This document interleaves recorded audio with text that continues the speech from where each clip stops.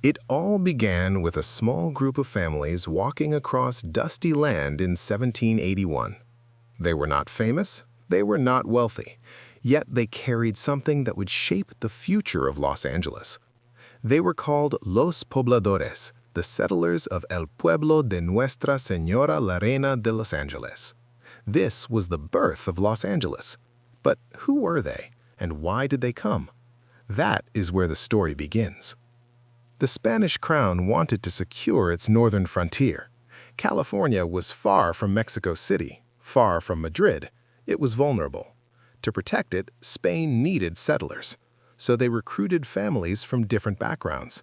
Some were Spanish, some were indigenous, some were of African descent, some were mestizo, mixed. This diversity was not an accident. It was a deliberate plan. Spain wanted a community that could survive, farm, and defend the land. And so, in September 1781, 44 settlers arrived. They planted the first seeds of immigration in Los Angeles. These settlers were not free in the way we imagine. They were bound by the rules of empire. They had to follow Catholic faith. They had to obey Spanish officials. They had to farm the land in ways approved by the crown. Yet within these limits, they built something new.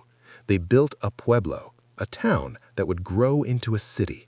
And this pueblo was already a place of mixed identities. That mix would become the theme of Los Angeles immigration for centuries to come. Now, let us pause. Why does this matter? Because the very first immigrants to Los Angeles were not from one single group. They were from many. And that diversity created both strength and tension. It gave Los Angeles a foundation of cultural blending, but it also planted seeds of future conflict. Who belonged? Who had power? Who was seen as equal? These questions began in 1781. They never disappeared. The settlers faced challenges. The land was dry, water was scarce, farming was hard. They relied on the Los Angeles River, but it was unpredictable. Sometimes it flooded. Sometimes it shrank. Survival was not guaranteed. Yet they endured. They grew corn, beans, and squash. They raised cattle. They built adobe homes. Slowly, the pueblo took shape. But beneath this growth, another story was unfolding. The indigenous people of the region, the Tongva, were being displaced. Missions forced them into labor. Diseases spread. Populations declined. Immigration to Los Angeles was not only about arrival, it was also about loss. Here comes the next layer. By the early 1800s, Mexico had won independence from Spain in 1821.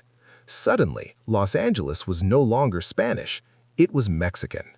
This shift was more than a change of flags. It meant new rules and new opportunities. The pueblo of Los Angeles, still small and fragile, now had to adjust to a new government far away in Mexico City. Mexican leaders quickly moved to secularize the missions. For decades, the Franciscan missions had controlled vast lands and indigenous labor. Under Spanish rule, the missions were powerful institutions. But Mexico wanted to weaken them. In the 1830s, mission lands were redistributed. Large ranchos were granted to families, often to those with political connections. These ranchos became the backbone of Mexican California. Immigration shifted from Spanish settlers to Mexican rancheros, who now dominated the countryside. But there was controversy. Land ownership was unequal. Wealth concentrated in a few families, known as the Californio elite. Names like Sepulveda, Pico, and Dominguez became powerful in Los Angeles. They controlled thousands of acres. They raised cattle. They traded hides and tallow. Meanwhile, indigenous people remained marginalized. Many were pushed off mission lands. Some worked as laborers on ranchos, often under harsh conditions. Others struggled to survive outside the system. Immigration in Mexican Los Angeles was not only about opportunity, it was also about exclusion. And yet, Los Angeles grew. More settlers came from Mexico. They brought traditions, language, and culture. They celebrated fiestas with music and dance. They built adobe homes. They raised families. The pueblo became a Mexican town, but it was still small. In 1830, Los Angeles had only about 1,600 residents. It was fragile, vulnerable, and waiting for the next wave of change. That wave came in the 1830s and 1840s. Traders from the United States began to arrive. They brought goods, cloth, tools, manufactured items that Californios wanted. They brought ideas of commerce and expansion. They brought ambition. Some married into Mexican families, gaining access to land and influence. Some bought property outright. Others waited, sensing that more change was coming. What would happen when American immigrants clashed with Mexican authority? The answer was coming soon. It would change Los Angeles forever. But before that climax, let us look at the daily life of immigrants in Mexican Los Angeles. Families lived in adobe houses built from mud and straw. They spoke Spanish in the streets. They celebrated fiestas with horse races, music, and food. They raised cattle on ranchos, branding them with family marks. They traded hides and tallow, which were shipped to Boston and beyond. The economy was simple, but it connected Los Angeles to the wider world. Ships came to California's coast. Goods traveled inland. Immigrants were not isolated. They were part of a growing network. Yet beneath this daily life, tension grew. American traders wanted more influence. They wanted more land. They wanted more power. Mexican officials resisted, but Mexico was weak. Its northern frontier was hard to control. Los Angeles was far from Mexico City. Authority was thin. And so, conflict brewed. Immigration was no longer just about settlement. It was about competition. By the 1840s, Los Angeles stood at a crossroads. Mexican rancheros held power, but American traders were rising. Indigenous peoples struggled on the margins. The pueblo was small, but its future was large. Immigration had created diversity, but also inequality. And soon, war would decide who controlled Los Angeles. American immigrants wanted more influence. They wanted more land. They wanted more power. Mexican officials resisted, but Mexico was weak. Its northern frontier was hard to control. Los Angeles was far from Mexico City. Authority was thin. And so, conflict brewed. Immigration was no longer just about settlement. It was about competition. The United States declared war on Mexico in 1846. American troops marched into California, determined to seize control of the territory. Los Angeles, still a small pueblo, suddenly became a battlefield. Mexican Californios resisted fiercely. They fought to defend their land. They fought to defend their identity. They fought to preserve the world they had built since independence. But the United States was stronger. By 1847, Los Angeles was under American control. Immigration had taken a new turn. The city was now part of the United States. The battles were tense.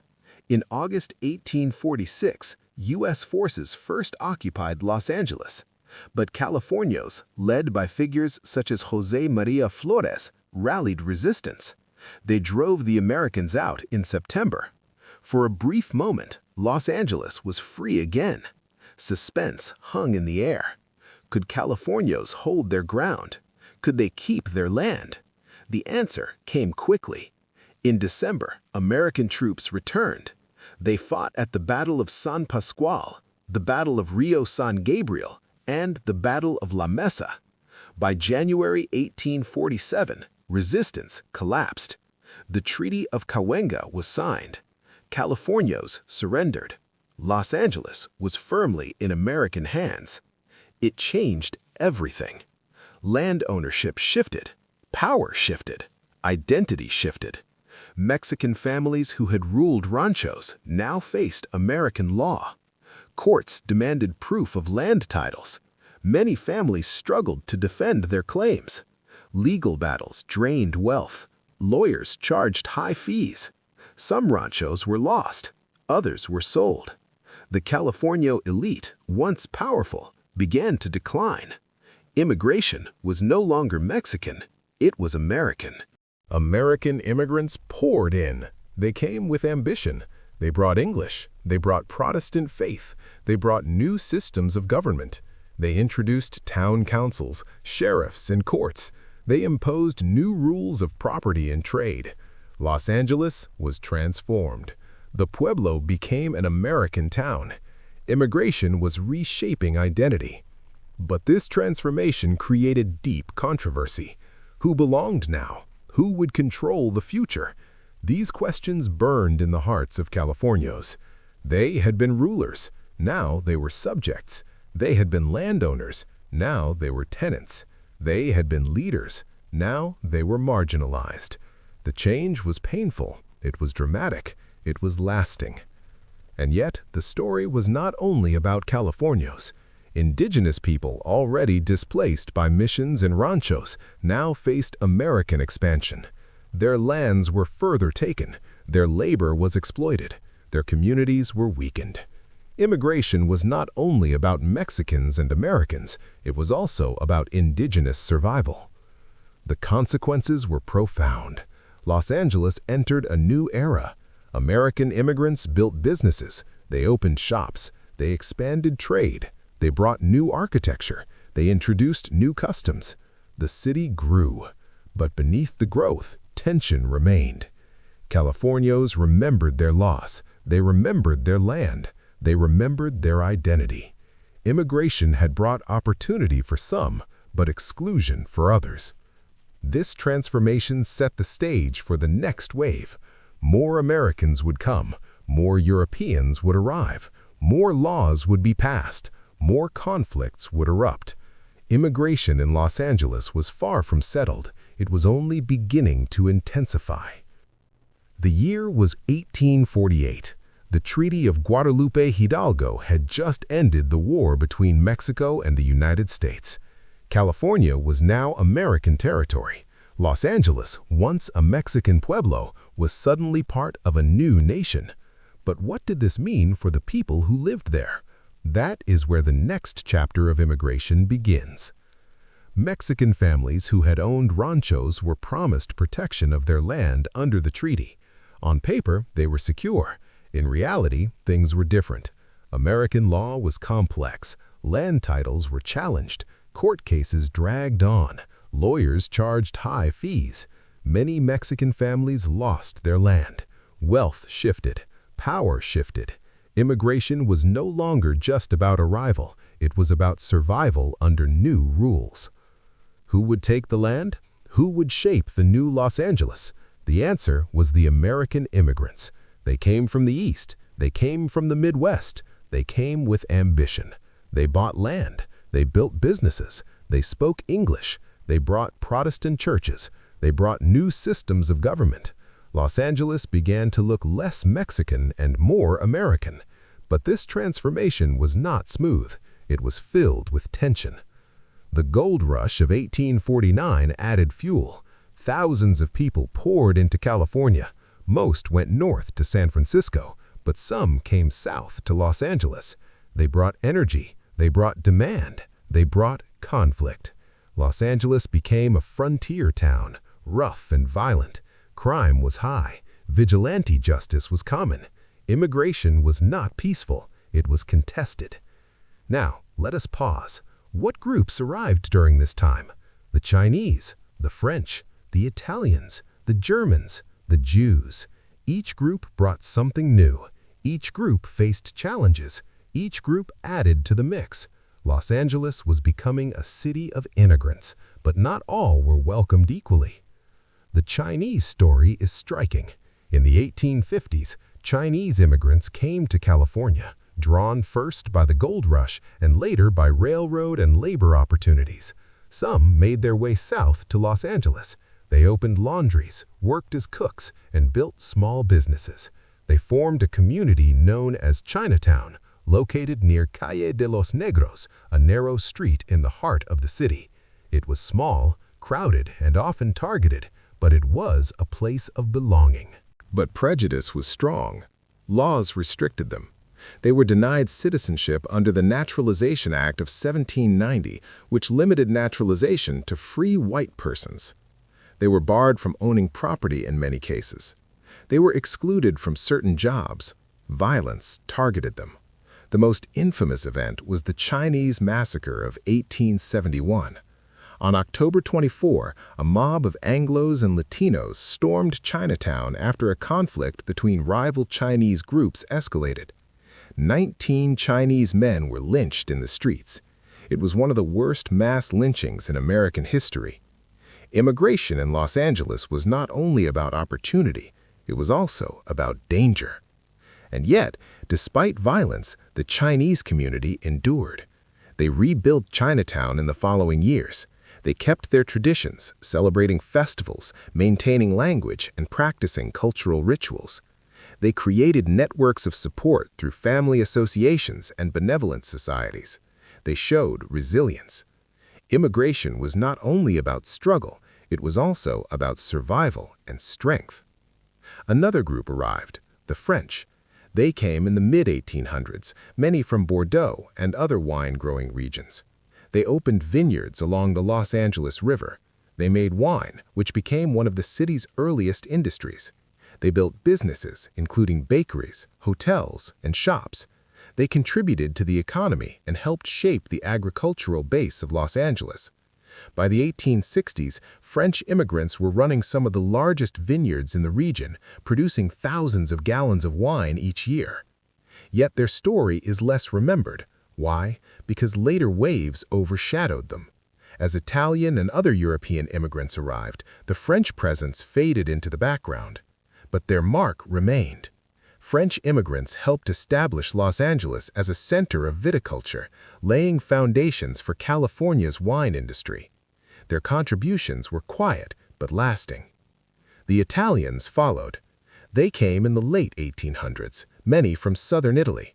They worked in farming, often in vineyards and orchards. They opened groceries and small shops. They built communities in neighborhoods near downtown. They faced prejudice too, often stereotyped as outsiders or laborers. Yet they carved out space. Italian immigrants formed mutual aid societies, churches, and cultural clubs. They celebrated traditions, cooked familiar foods, and raised families. Immigration was layered. Each group added something. Each group faced barriers. The Germans came as well. Their arrival in Los Angeles during the mid to late 1800s added another layer to the city's immigrant story. They brought skills in brewing, farming, and craftsmanship. German immigrants opened breweries that became central to Los Angeles life. One of the most notable was Philip and Jacob Wolfskill's ventures, and later breweries like Meyer and Zobelin, which became landmarks of the city's growing industry. Beer gardens and social clubs offered spaces where Germans gathered, blending their traditions with the new environment. They built businesses beyond brewing, too: bakeries, butcher shops, and small manufacturing enterprises. Their reputation for discipline and skill helped them integrate more easily than some other immigrant groups. Yet suspicion lingered. In times of political tension, Germans were sometimes viewed as outsiders, their language and customs marking them as different. Immigration was never simple, it was always contested. Daily life for German immigrants reflected both adaptation and preservation. Families lived in neighborhoods near downtown. They sent children to schools where English was taught, but they also maintained German-language newspapers and cultural societies. They celebrated Oktoberfest, played music, and built churches. Immigration for them was about balancing old traditions with new realities. Jewish immigrants also arrived. Many came from Central Europe, especially Germany and Poland, beginning in the mid-1800s. They opened shops in the growing Pueblo. They became merchants, selling clothing, dry goods, and household items. They built synagogues, with Congregation B'nai B'rith established in 1862, the first synagogue in Los Angeles. This marked a turning point, showing how Jewish immigrants were not only surviving, but also shaping civic life. Chapter 4: Foundations of a Modern City. They contributed to the economy and to culture. Jewish merchants helped expand Los Angeles commerce, connecting the city to wider trade networks. They became active in civic organizations, supporting schools and charities. Yet they too faced prejudice. Anti-Semitic attitudes existed, sometimes subtle, sometimes open. Immigration was always shadowed by exclusion. Despite prejudice, Jewish immigrants built strong communities. They formed benevolent societies to support newcomers. They created cultural institutions. They preserved traditions while adapting to American life. Their resilience mirrored that of other immigrant groups. Immigration was not only about struggle, it was also about endurance and contribution. By the late 1800s, Los Angeles was becoming a mosaic. Germans brewed beer and built businesses. Jews opened shops and built synagogues. Each group faced suspicion. Each group faced barriers. Yet each group left a mark. Immigration was layered, contested, and enduring. What was happening to Mexican Californios during this time? They were losing land, they were losing power, they were losing influence. By the late 1800s, many had become laborers. Their elite status was gone. Immigration had turned them from landowners to workers. This was a dramatic reversal. It created bitterness, it created controversy, it shaped identity. Los Angeles was no longer theirs, it was becoming American. In 1876, the Southern Pacific Railroad reached Los Angeles. Suddenly, the city was connected to the rest of the country. Immigration surged. More Americans came, more Europeans came. Goods flowed, people flowed. Los Angeles was no longer isolated. It was part of a national network. Immigration accelerated. The railroad also brought new challenges. Land speculation boomed, prices rose, immigrants struggled to afford property. Wealth concentrated again, inequality deepened. Immigration was not only about arrival, it was about who could thrive. Many could not. Many were pushed to the margins. Let us pause again. What was daily life like for immigrants in Los Angeles during this time? Streets were dusty, houses were adobe, water was scarce, jobs were limited, violence was common. Yet communities formed. Churches were built, schools opened, markets thrived. Immigration created life, but life was hard. The dawn of the 20th century brought a new face to Los Angeles. The city was growing fast. Railroads connected it to the rest of the country. Agriculture was expanding, jobs were opening, and immigrants were arriving. But this time, the story was different. The new arrivals were from Asia. They came with hope, they came with strength, they came with dreams. Yet they also faced walls of prejudice. It begins with the Japanese. Around 1900, Japanese immigrants started arriving in Los Angeles in growing numbers. Many came from rural villages in Japan, driven by poverty and limited opportunities at home. They sought work and stability in California. Los Angeles, with its expanding farms and growing demand for produce, offered a chance. Many became farmers. They rented land from American owners. They grew vegetables, celery, tomatoes, strawberries, and other crops that required skill and care. Their farming techniques were advanced. They used irrigation wisely. They rotated crops. They turned dry soil into fertile fields. Their skill was unmatched.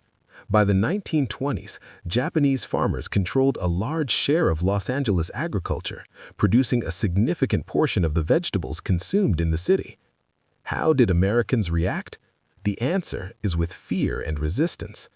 Japanese success challenged Anglo farmers and landowners. They saw immigrants thriving, building communities, and gaining influence. This sparked anxiety. Could immigrants take over agriculture? Could they gain too much power? These questions fueled prejudice.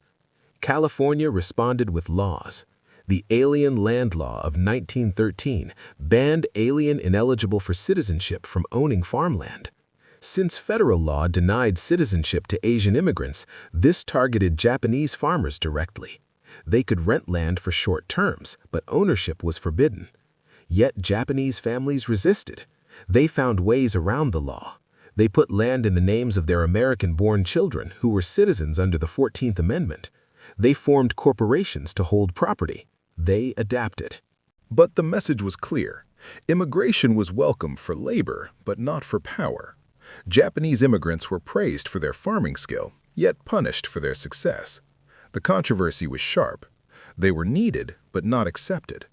The pressure increased with the Alien Land Law of 1920, which tightened restrictions. It banned leasing land to Japanese immigrants and closed loopholes. Enforcement grew harsher, yet families continued to resist. They used creative strategies. They relied on community networks. They endured. Immigration was not only about arrival, it was about survival against exclusion. Daily life for Japanese immigrants reflected both hardship and resilience. Families lived in modest homes near their farms. They worked long hours in the fields. Children attended schools, often facing prejudice from classmates and teachers. Communities formed around Buddhist temples and Christian churches, which offered support and identity. Japanese language newspapers circulated, keeping immigrants connected to each other and to Japan. Despite exclusion, Japanese immigrants built strong communities. They formed associations, such as the Japanese Association of Los Angeles, to defend their rights. They organized cultural events, celebrating traditions and teaching their children pride. They created networks of support, helping newcomers find jobs and housing. Immigration was not only about struggle, it was also about strength. But here comes another layer. Anti-Japanese sentiment grew beyond farming. Politicians and newspapers spread fear of the Yellow Peril, claiming that Japanese immigrants could never assimilate. Labor unions opposed them, fearing competition. Violence sometimes erupted. Japanese immigrants lived under constant suspicion.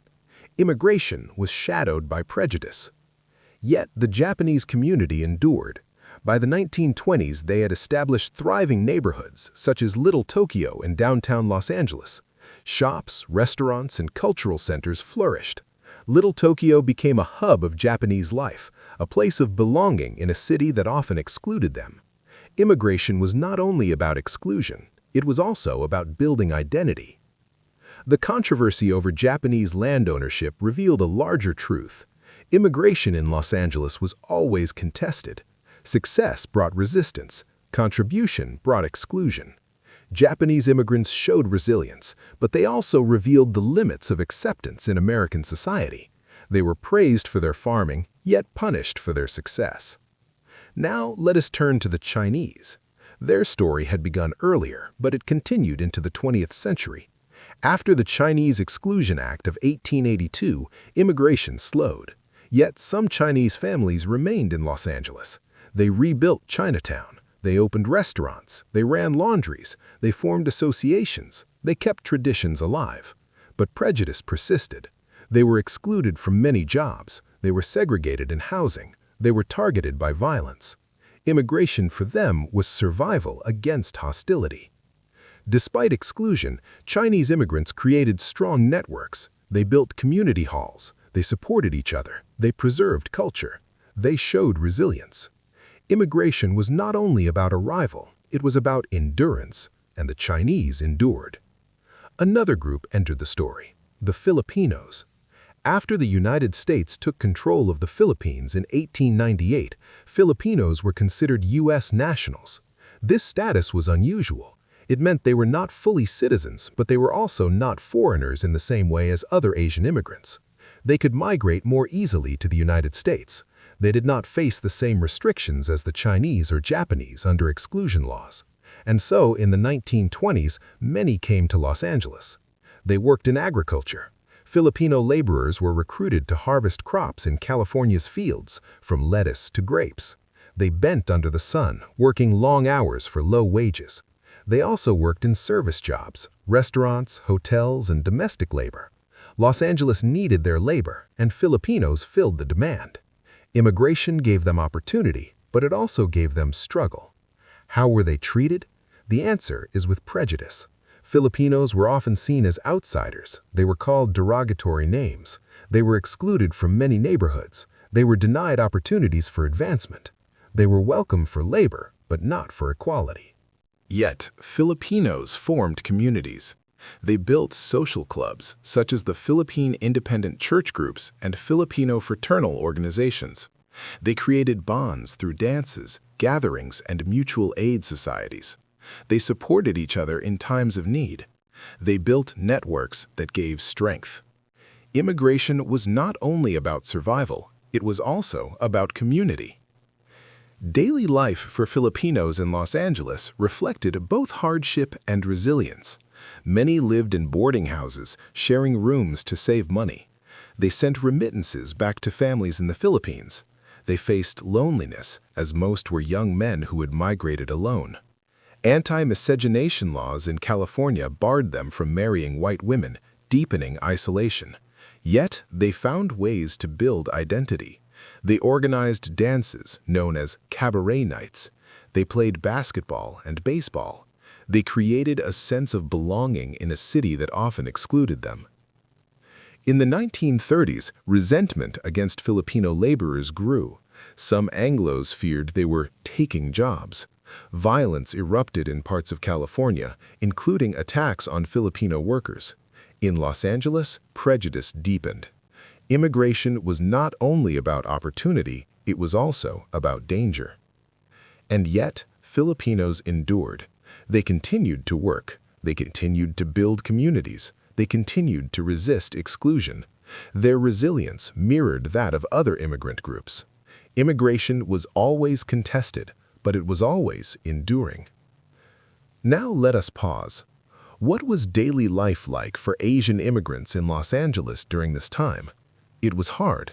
Housing was limited. Jobs were restricted. Schools were segregated. Laws excluded them. Yet they built lives. They raised families. They celebrated traditions. They contributed to the city. Immigration was not easy, but it was meaningful. The Immigration Act of 1924 law banned immigration from Asia. Japanese, Chinese, and other Asian groups were cut off. Families were separated. Communities were frozen. Immigration was no longer a door, it was a wall. This was a turning point. It showed how national law could shape local life. It created fear. It created resilience. Asian immigrants endured, but their growth was halted. While immigration was restricted, the children of Asian immigrants were born in the United States. They were citizens. They went to schools. They spoke English. They built bridges between cultures. They carried the future. Immigration was not only about those who arrived, it was also about those who were born, and these children would shape Los Angeles in new ways. By 1930, Los Angeles had changed again. Asian immigrants had left a mark. Japanese farmers had fed the city. Chinese communities had rebuilt Chinatown. Filipinos had formed networks. Each group had faced prejudice. Each group had faced exclusion. Yet, each group had endured. Immigration had brought strength, but also struggle. It had brought opportunity, but also controversy. Los Angeles was becoming a city of immigrants, layer by layer, story by story. And now the suspense rises again. What comes next? The Great Depression, Mexican laborers, European refugees, wartime tensions. Each wave would bring new challenges. Each wave would bring new controversies. Each wave would leave a mark. Immigration in Los Angeles was far from over. In fact, it was about to enter one of its most dramatic eras.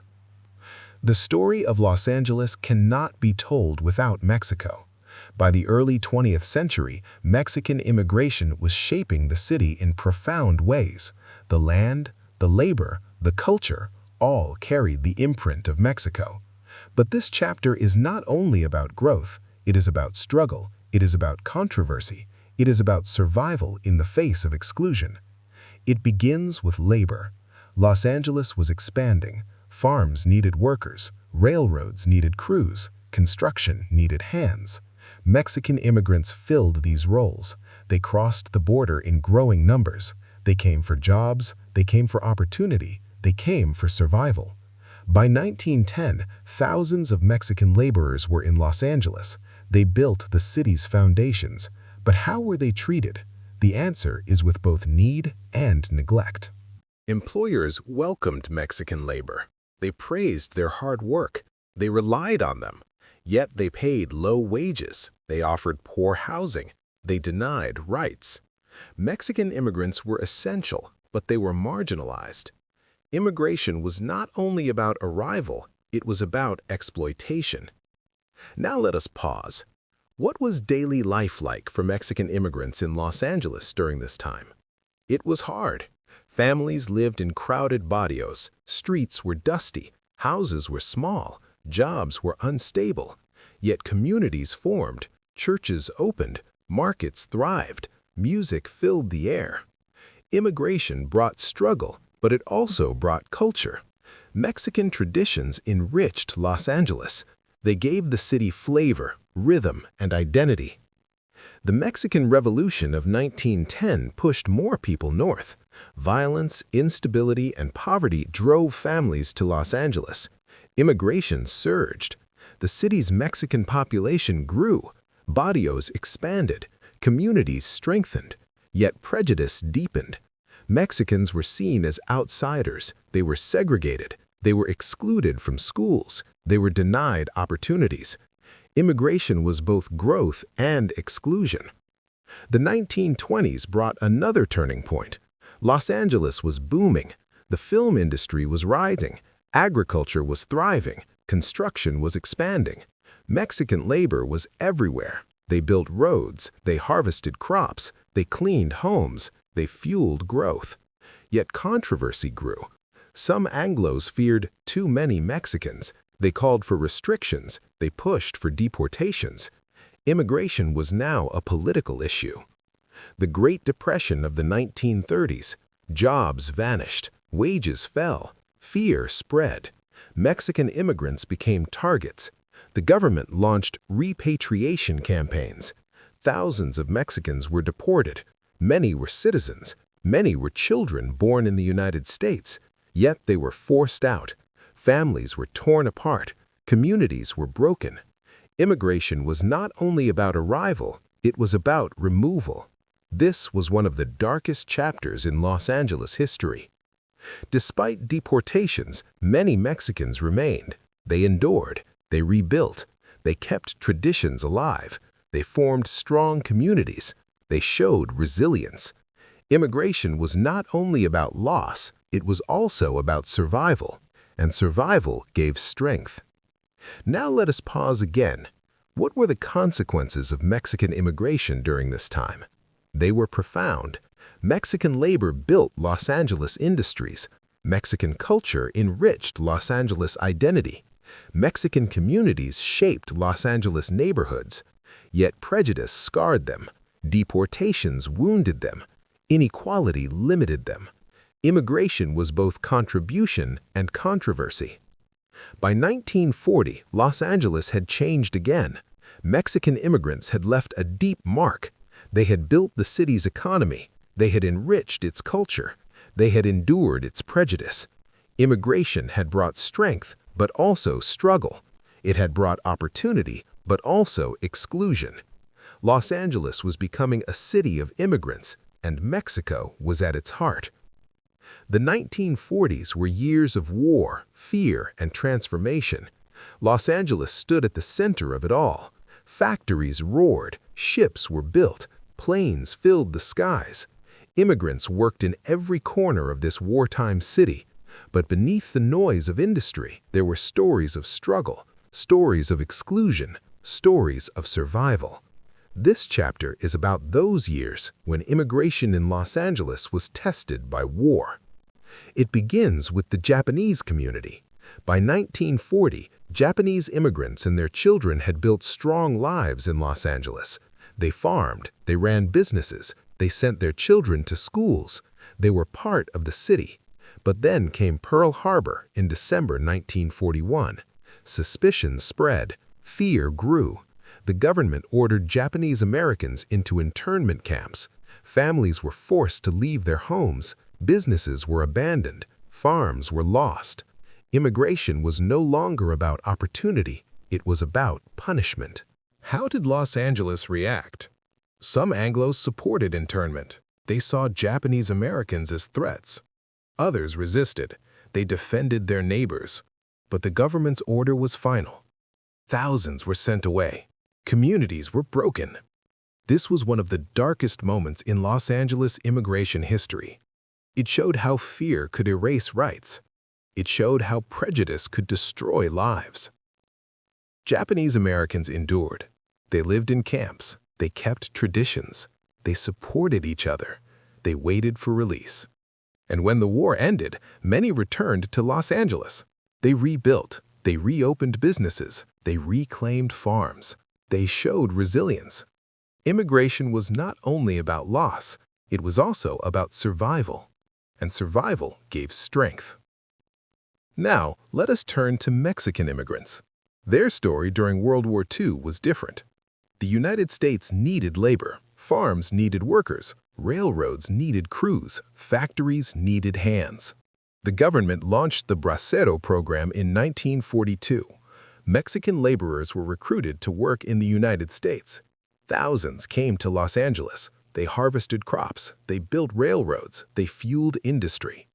Immigration was now about labor for war. How were braceros treated? Employers welcomed them. They praised their work. Yet they paid low wages, they offered poor housing, they denied rights. Braceros were essential, but they were exploited.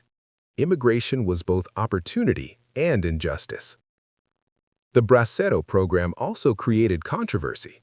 Some Anglos feared too many Mexicans. They worried about competition. They called for restrictions. Yet the program continued. The war demanded labor. Mexican immigrants filled the need. Immigration was shaped by war, by demand, by necessity. Let us pause. What was daily life like for Mexican immigrants in Los Angeles during this time? It was hard. Families lived in crowded barrios. Jobs were unstable. Wages were low. Yet communities thrived. Music filled the air. Churches opened. Markets grew. Immigration brought struggle, but it also brought culture. Mexican traditions enriched Los Angeles. They gave the city rhythm and identity. Another group entered the story: European refugees. The war in Europe displaced millions. Some came to Los Angeles. Jews fleeing persecution, families escaping violence. They arrived with little. They built new lives. They opened shops. They joined communities. Immigration was about survival, about escape, about hope. Los Angeles became a refuge, a place of safety in a world of war. The Zoot Suit Riots of 1943. Tension between Mexican-American youth and servicemen exploded. Young men in zoot suits were attacked. They were beaten. They were stripped. Police arrested them, not their attackers. Immigration was not only about labor, it was about identity. Mexican Americans were seen as outsiders, as threats. The riots revealed deep prejudice. They scarred communities. They showed how immigration could spark conflict. Mexican American youth resisted. They kept their style. They kept their pride. They built identity. They showed resilience. Immigration was not only about exclusion, it was also about strength. And strength gave voice. By 1950, Los Angeles had changed again. Japanese Americans had endured internment. Mexican immigrants had fueled war labor. European refugees had found safety. Each group had faced struggle. Each group had faced controversy. Yet each group had left a mark. Immigration had brought resilience, but also scars. It had brought opportunity, but also exclusion. Los Angeles was becoming a city of immigrants, tested by war, shaped by struggle.